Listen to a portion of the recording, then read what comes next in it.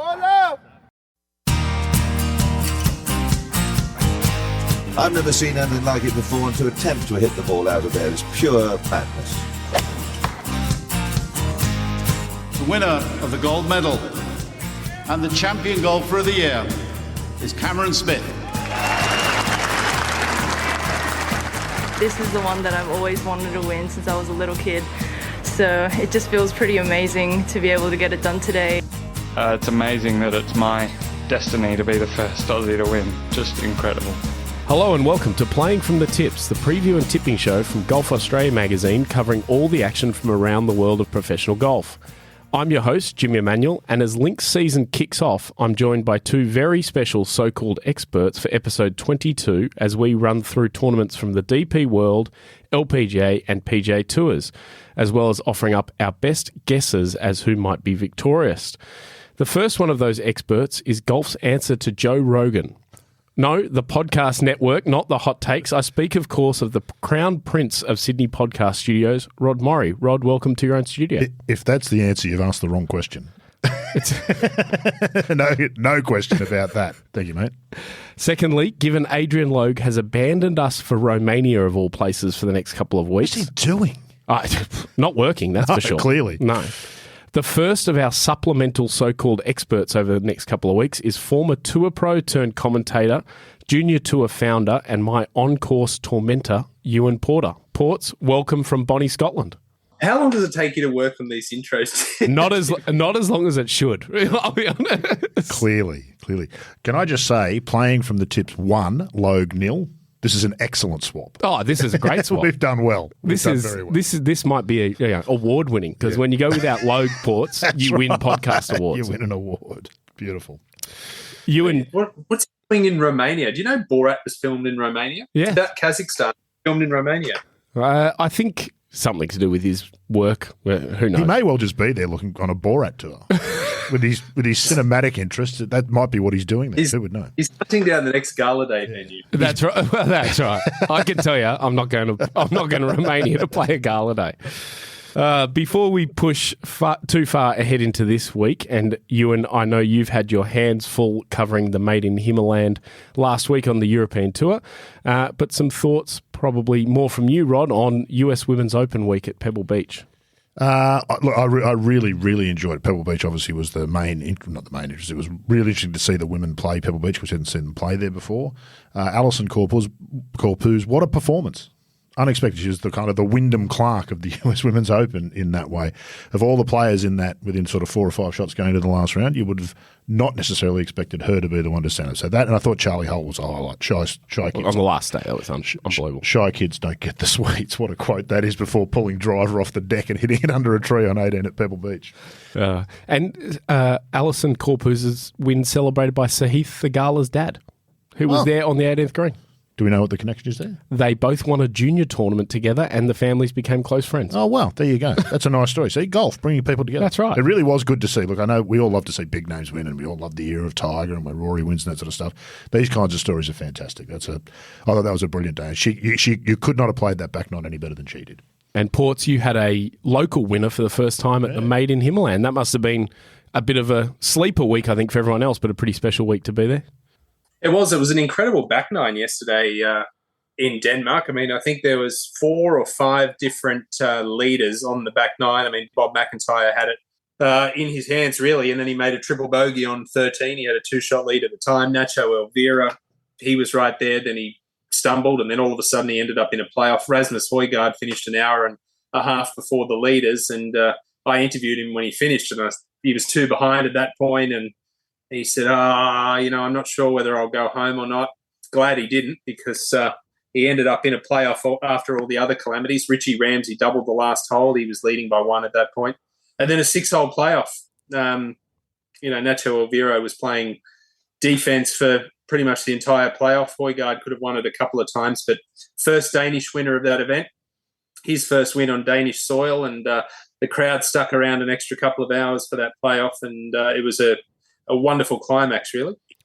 It was a unique one where every photo of the winner, he didn't have his didn't have his hat on because it was that late and he got soaked in champagne so much he didn't have a hat on for any photos. Might have been more emotional than Allisen Corpuz. That Absolutely. was extraordinary, the scenes on the, exactly. on the final green there. Amazing. Speaking of last week and our results from the tips, where we had 5 tipsters successfully pick the top Aussie at Pebble Beach, which is quite impressive, but also quite easy when 3 of them tie for the top spot. We had 4 top 10s and 2 wins, one belonging to Adrian Logue, who rode Sepp Stracker like a Melbourne Cup winner, and myself with Rasmus Højgaard on the European Tour. So that takes us to 17 wins and 122 top 10s for 2023. Smug Logue is the worst Logue. That's right. And with 8 wins for the year, he's going to be beyond smug and unbearable. That's incredible. It is 17 wins Yeah. is phenomenal. For a bloke who knows nothing about the game. Yeah.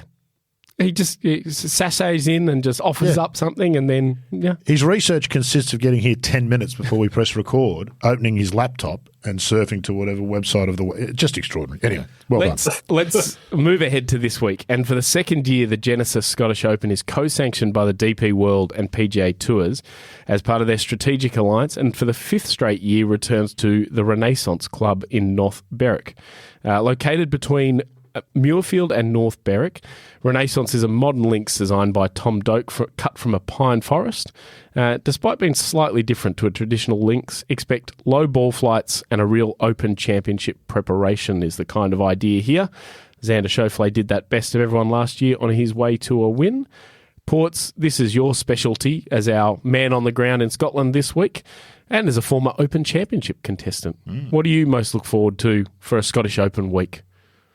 Well, I think these players, first of all, when I played the Open Championship on 3 occasions, I decided to only play 2 rounds each time. Most of these players will be playing 4 rounds. But interesting and unsurprising forecast, actually, for this week. You're looking at 17 to 19 degrees every day. A couple of days are meant to be very, very windy. Xander Schauffele is defending champion. I think, obviously, Min Woo won in 2021, but we've had quite a few Americans contend over the past couple of years. And I'm going to go as far as saying that I'm not sure we'll see any, if any, contend this year. I think it's going to suit more the European player. And we've got some European players coming into good form and some locals as well. I mean, yesterday in Denmark, Scotland should have owned the day. We had a couple of Scottish players make aces on 16. McIntyre and Ramsey both butchered it coming down the stretch, but Richie Ramsey's had 3 top 10s in the last 5 events. Bob McIntyre's starting to play good golf. He's had 4 top 7s, I think, in the last 10 events. Look out for one of those guys this week and look out for the Europeans in general. Richie Ramsey, I think, is a member at the Renaissance Club, is he not? Might be. He's a good follow on Twitter. Yeah. He's a very interested golfer. He's very much one of us, Richie Ramsey. It was disappointing to say because he's a good guy. Plates. Yeah. Loves plates. plates. Yeah. There's, the players to watch, you mentioned a few there, but Scotty Scheffler is in the field as well. He has now 18 straight finishes of tied 12th or better. So that goes back to October 2022. It gets a bit Qantas-like, doesn't it? Eventually, you've got to have a crash. That's right. There's just no way around it. You just can't keep turning up and doing that. Well, week I think after he week. actually missed the cut here last year. The year before, when Min Woo won, he was in contention a little bit. So he'll be an interesting one there. Rory as well, also in the field. He's co-sanctioned with the PGA. Co-sanctioned, yeah. Rory been playing well again, and then back to Liverpool where he won the Open before the week after. So he'll be there. Ricky Fowler is in the field as well after his Rocket Mortgage Classic win, and he has won a Scottish Open before, loves links golf. Wyndham Clark, you mentioned before, in the field. And of course, you cannot sleep on the National Open specialist, Adrian Maronk. Maronk, yeah, absolutely. Who is in the field. You've just run through that list of names. Huge call from you, Porter, that an American won't contend. Did you listen to the names Jimmy just rattled off there? What's you thinking? I think it's more the conditions than anything. If it was baked out like it was last year, well, I wouldn't say that, but a little more lush this year. Certainly with the wind up, cooler temperatures. I'll probably be wrong with that call, but I don't think an American will win, put it that way. Yeah, there you go. That's a really interesting take. I'll be very... Is there anything better than a Scottish summer, 17 to 19 degrees, bit of wind out on a golf course? It's heaven, isn't it? You can't ask for more than that. I wouldn't do that in the Opens I played because it was about 10 and horizontal rain. A few Aussies in the field as well this week. Adam Scott makes his return to the Scottish Open for the first time in about 5 or 6 years. Minwoo Lee, of course, Ewan mentioned, won in 2021. Lucas Herbert, Harrison Endicott, who is indeed playing this event, not both events, as Ewan pointed out on Twitter during the week. Cam Davis and Aaron Badley are all playing over there. Okay. So good representation of Australians. Badley, a former winner at Barbasol. Yes, indeed. The opposite field of it. Yeah, there you go. Yeah, so we'll see how they track this week. Let's have a tip from each one. And Ports, as our special Scottish correspondent, who do you like this week? You heard it there, Richie Ramsey. There you go. I'd love to see it. That'd be a nice, a lovely comeback story. So you're right. He's been on the verge of winning something for all year. It'd be nice to see him get up and do it. Rod? Well, I'm still stuck out in left field from last week. I'm going with Alex Smalley. Okay. Wow. That is exactly the face I expected to see. He finished second this past week and played well here, finished top 10 last year, so who knows? Okay. I'm going to go with Ryan Fox because why not as well? Yeah, absolutely. Good guy, right? Yeah, good guy. Links golf kind of I was going to say likes this sort of golf. This sort of stuff, a little bit cooler, should be okay, hits it a long way, won't need much else. So Foxy for me this week. Next, let's take a jump to the LPGA Tour, fresh off an historic major championship with the world's best women heading to Ohio for the Dana Open. Rod, you're going to tell us all about it and why the LPGA Tour is going from California to Ohio. Well, I have no explanation for that other than just that point once again. Was it Claire Rogers who put that tweet up last year of the LPGA schedule with the plane going around the world? Try and schedule golf tournaments in a packed calendar. Best of luck with that. You call it the Dana Open. I still call it the Jamie Farr Classic. Nice. Good. MASH. Who can't? Klinger. Klinger from MASH was a huge part of this tournament when it first. It was actually started by a local caddy, a tour caddy who wanted some sort of a tour event in the area, convinced the LPGA to play there. 1984 that was. So this would be one of the longest running, I would think, continuous tournaments on the LPGA. That makes it a bit special. This is what I would call a really honest tournament. Nothing amazing about the golf course. It's been played at this course since 1989. It's not amazing, the golf course. The players obviously like it. The scoring tends to be pretty low. But it's what a professional golf tournament should be in so many ways, Ewan. They go to a local community and get the whole place involved. This will be the biggest event in Sylvania, Ohio every year, I'd imagine, and will be again this year. So full marks, though. We saw it with the John Deere last week. I'm trying to be less grumpy. Oh, aye. Yeah, I'm not succeeding, but I'm trying. And at least publicly you're doing a good job. Right. Privately you're doing a miserable job. There's got to be balance somewhere. For every yin there's a yang. But tournaments like the John Deere, we can look at the field and go, the field's not great, that sort of stuff. For the people who are there on the ground, and that tournament is doing really good work and doing what golf tournaments should do, isn't it, Ewan? Don't you reckon, as a pro? Yeah, absolutely. And more importantly, is it the John Deere or the Quad Cities? Well, now you've really opened a can of worms. That's that noise you could hear in the background. Didn't they change it after Tiger didn't win it? Ed Fiore got across the top of him there, didn't he? At the there you go, Cities. 96. 96, leading into his first 54-hole lead, I think, Tiger. Yep. First one and last one until 2009 that he didn't manage to convert. So pretty good. So, I've always said Ed Fiore and Y Yang had Tiger's number. Yeah, very much so. Along with Nick Ahern being the last player of the last millennium to win a professional tournament, two great trivia question answers right there, Ed Fiore and Y.E. Yang. So, look, this is doing what I think golf tournaments should do. It always attracts a good field, and I think it's probably partly because it's been on that schedule for so long, and the players do show loyalty on the LPGA in that way. So Lydia Ko, Brooke Henderson, Mingji will be there, Inji Chun, the newly minted US Open champ, Allisen Corpuz. We'll get Ewan's thoughts on what it means to try and back up the week after a major. We rarely see it in the men's game. 5-time winner here, Sayri Park. We saw a lot of coverage about her and her impact on golf since winning it. She won this event 5 times. So Gabby Lopez defending. Week after a major, Ewan, to tee up. There can't be anything left in the tank for Allisen Corpuz, can there? No, she's got to be drained. I mean, she would be being pulled in every direction. I mean, she had Barack Obama tweet to her, let's tee it up soon. I mean, can you imagine her life now? It's changed forever. Prime time coverage in the US on NBC. I mean, it doesn't get any bigger than what she just accomplished at Pebble. And, let's hope she goes on to win more majors and have a great career. But, I mean, there's every chance that that's her defining moment and the biggest moment of her career.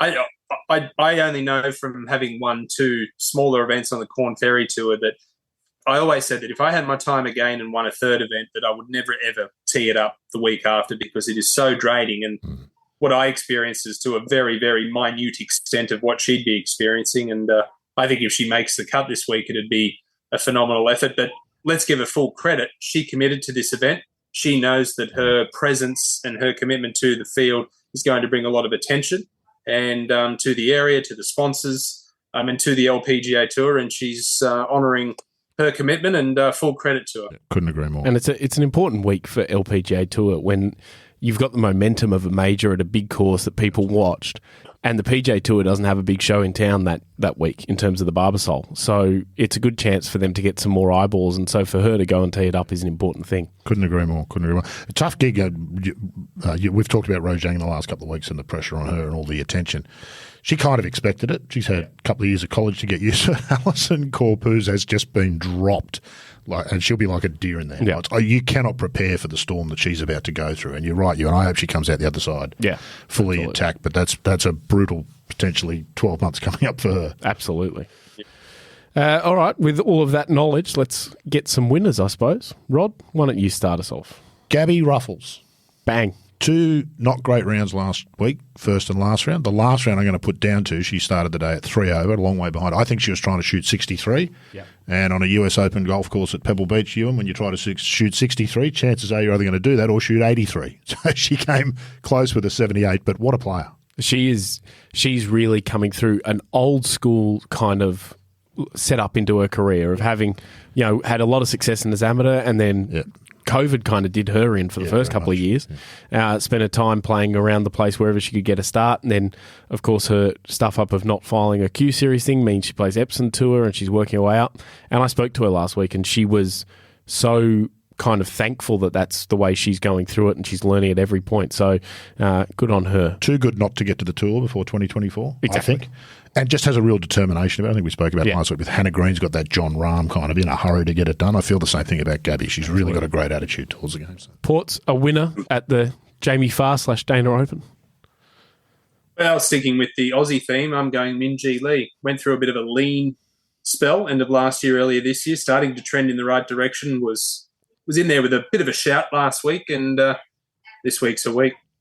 I'm going to go with Brooke Henderson, who was getting closer and closer last week. She's had a few problems with the putter of late, and looked a bit better last week.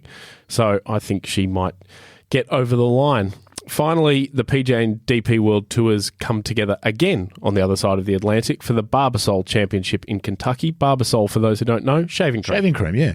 Great tee markers this week, little tee markers of shaving cream can. Who'd have thought there was that much money in shaving cream? I know most of us do it, Jimmy. You, of course, have missed the boat there, but most of us do. So's Ewan.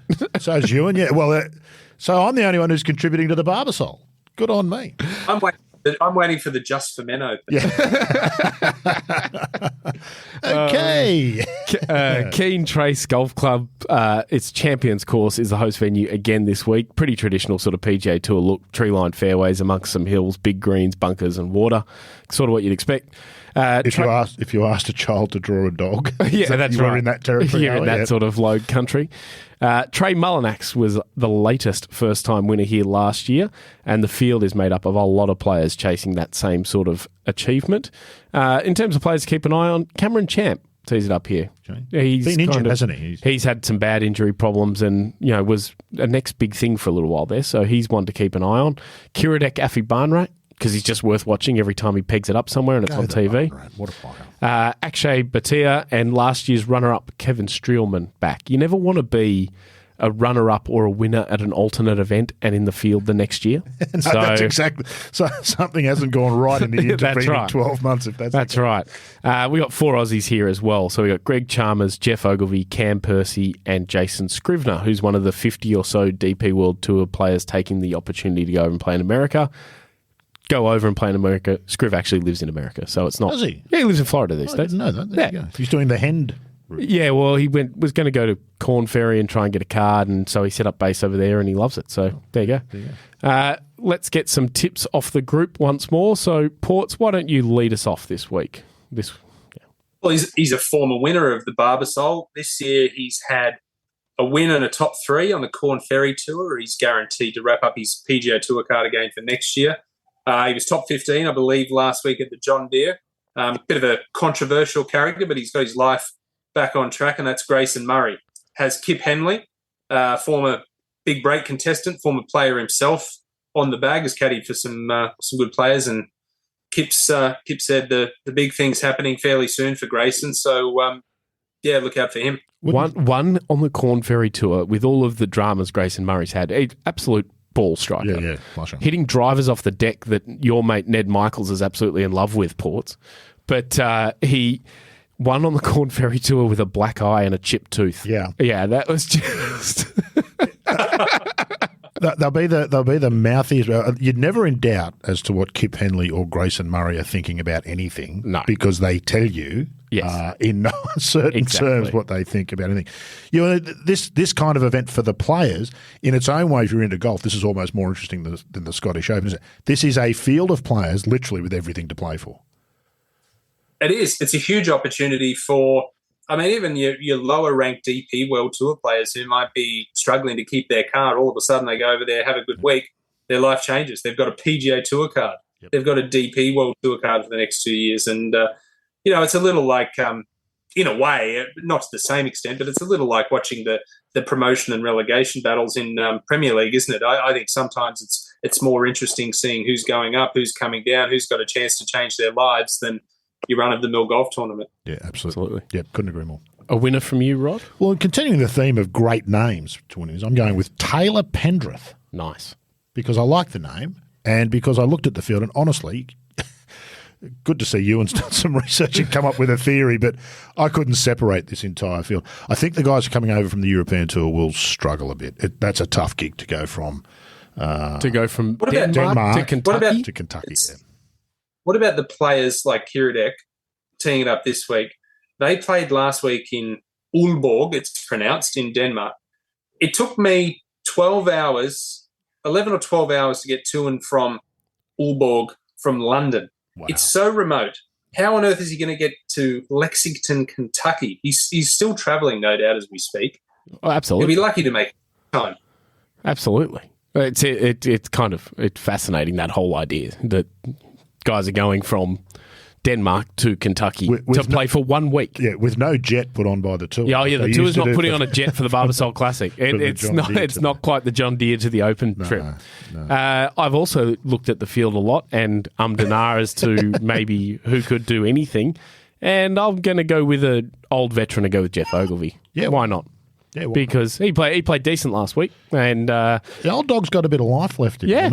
Yeah, and he's playing a bit now, and it doesn't take long. For he continued to say the whole time when he was playing just events down here, I just don't have the rounds in my legs. Yeah, I'm just going to make a bad hole here or there, and it's just going to. But he's showing a bit of signs, and why not? Got a re-rank, and he's sitting in a better spot than he was, and so interested to see how he goes. Good luck to him. And that will just about do us for episode 22 of Playing from the Tips. Ports, thank you for dialing in and good calling this week in Scotland. Thank you very much. You're welcome. Always a pleasure. Rod, a pleasure as always, particularly when Logue's not here. Oh, we've got the studio to ourselves. It's beautiful. Let's get that record button off and let's get going. You can keep up to date with all these tournaments and more on our website, golfaustralia.com.au, and keep an eye out for the August issue of Golf Australia magazine on sale this week with Cameron Smith on the cover, where we preview both the Open and AIG Women's Open, plus so much more. And we will be back next week for our special Open Championship episode.